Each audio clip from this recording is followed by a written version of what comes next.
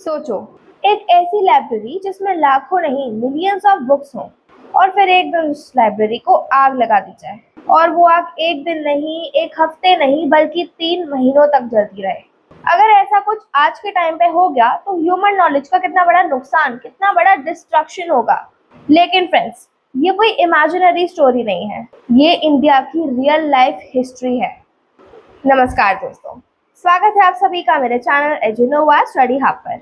आज हम बात करने वाले हैं हमारे इंडिया की एक ऐसी एंशियंट यूनिवर्सिटी के बारे में जो कि एक टाइम पर पूरी इंडिया, पूरे वर्ल्ड का सबसे बड़ा नॉलेज सेंटर मानी जाती थी और उसकी लाइब्रेरी को हिस्ट्री की सबसे पावरफुल लाइब्रेरीज में से एक माना जाता है।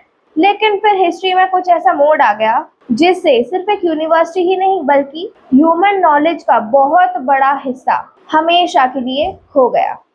आज की इस वीडियो में हम सब जानेंगे नालंदा यूनिवर्सिटी की कहानी। आज से लगभग 1500 साल पहले बिहार में एक जगह पर स्टैब्लिश हुई थी हमारी नालंदा यूनिवर्सिटी लाइब्रेरी। ये यूनिवर्सिटी 5th सेंचुरी के आसपास स्टैब्लिश की गई थी और धीरे धीरे ये दुनिया की सबसे फेमस लर्निंग्स में से एक लाइब्रेरी मानी गई थी। उस टाइम पर नालंदा में लगभग 10,000 स्टूडेंट्स थे और करीब 2000 टीचर्स, वो सब मिलके रिसर्च करते थे। यहाँ पे सबसे इंटरेस्टिंग बात यह थी कि इस यूनिवर्सिटी में स्टूडेंट सिर्फ इंडिया से ही नहीं आते थे और कंट्री से भी आया करते थे, जैसे China, Tibet, Korea, central Asia से भी स्कॉलर्स यहाँ पे नॉलेज लेने आया करते थे। इसलिए उस टाइम पर नालंदा यूनिवर्सिटी को ग्लोबल एजुकेशन का हब माना जाता था। नालंदा का सबसे ज्यादा पावरफुल पार्ट था उसकी लाइब्रेरी। इस लाइब्रेरी का नाम था धर्मा गांजा। हिस्टोरिकल रिकॉर्ड्स के अकॉर्डिंग इस लाइब्रेरी कॉम्प्लेक्स में 3 बड़े बिल्डिंग्स थे और उन सभी में से एक बिल्डिंग 9 फ्लोर्स तक ऊंची बताई जाती है। उस जगह पर सब्जेक्ट्स की रेंज भी बहुत ज़्यादा वाइड थी, जैसे mathematics, astronomy, medicine, philosophy, Buddhism, science. इसलिए नालंदा यूनिवर्सिटी की लाइब्रेरी को उस समय वर्ल्ड नॉलेज आर्काइव भी कहा जाता था। धीरे धीरे समय गुजरता गया और फिर आया 12th century. Around 1193 CE Turkic military general Bakhtiyar Khilji अपनी आर्मी के साथ बिहार तक पहुंच गए। हिस्टोरिकल अकाउंट्स के अकॉर्डिंग उसने नालंदा यूनिवर्सिटी की लाइब्रेरी पर बहुत ज्यादा अटैक किया। उस यूनिवर्सिटी को पूरी तरीके से डिस्ट्रॉय कर दिया गया और यहाँ पर सबसे बड़ा लॉस हुआ था उस लाइब्रेरी का। लाइब्रेरी को आग लगा दी गई। इतनी सारी बुक्स और मैन्युस्क्रिप्ट्स थे कि हिस्टोरिकल अकाउंट्स के अकॉर्डिंग वो आग कई हफ्तों तक, कई महीनों तक चलती रही।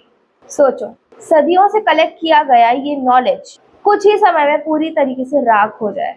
अगर आज के समय पे नालंदा यूनिवर्सिटी की लाइब्रेरी एग्जिस्ट करती तो शायद हमें एंशियंट इंडियन साइंस के और भी रिकॉर्ड्स मिल सकते, मेडिसिन और एस्ट्रोनॉमी की कई लॉस्ट डिस्कवरीज हमें मिल सकती थी और पूरी हिस्ट्री का एक बहुत बड़ा हिस्सा प्रिजर्व्ड रहता। नालंदा का डिस्ट्रक्शन सिर्फ एक यूनिवर्सिटी का डिस्ट्रक्शन नहीं था, ये हमारी ह्यूमन नॉलेज का लॉस था, ह्यूमन नॉलेज का सबसे बड़ा डिस्ट्रक्शन था। तो दोस्तों, नालंदा यूनिवर्सिटी की लाइब्रेरी की पूरी स्टोरी हमें एक बहुत ही ज्यादा इम्पोर्टेंट लेसन देती है। सिविलाइजेशन सिर्फ बिल्डिंग्स और एम्पायर से ही नहीं बनती है, सिविलाइजेशन नॉलेज और एजुकेशन से ही बनती है। और जब कोई नॉलेज को डिस्ट्रॉय करे तो उसका असर केवल देश पर नहीं बल्कि पूरी ह्यूमैनिटी पर पड़ता है। अगर आपको ऐसे ही इंटरेस्टिंग और नॉलेज बेस्ड स्टोरीज पसंद आती हैं तो इस वीडियो को ज्यादा से ज्यादा लाइक, शेयर एंड इस वीडियो में कमेंट भी करें कि आपको नालंदा यूनिवर्सिटी की लाइब्रेरी से क्या सीख और शिक्षा मिली। चैनल को सब्सक्राइब करें और बेल आइकन ऑन रखें। मैं मिलूंगी आपसे अगले वीडियो में एक और इंटरेस्टिंग टॉपिक के साथ। तब तक के लिए बाय बाय, टेक केयर।